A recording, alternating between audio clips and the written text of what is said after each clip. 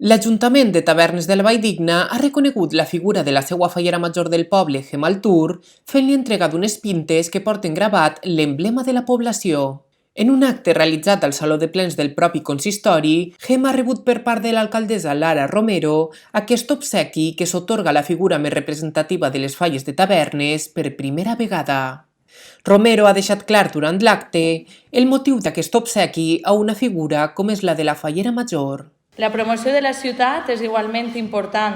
Cada vegada que Gemma lluïsca les seues pintes, al igual que la seva cor d'honor i el nostre president, amb la caramba, amb l'escut de Tavernes, faran, jo diria que un acte d'amor a la ciutat, perquè al final lluir l'escut de Tavernes és, sense dubte, fer la promoció més bonica que mai podríem fer pel nostre poble, de manera silenciosa, però molt potent a la mateixa vegada.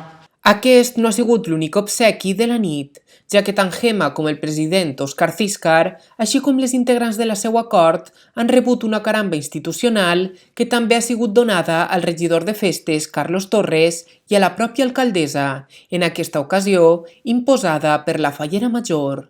Lara apunta la importància d'aquesta figura dins la institució municipal.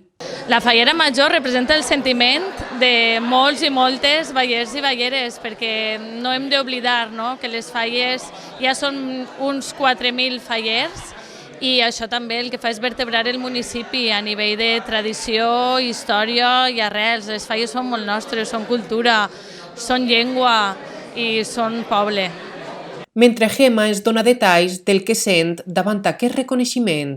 És un orgull rebre aquest obsequi i, a més, és una iniciativa molt bona de cara als propers anys, que les falleres majors tinguin unes pintes on es representa l'Ajuntament.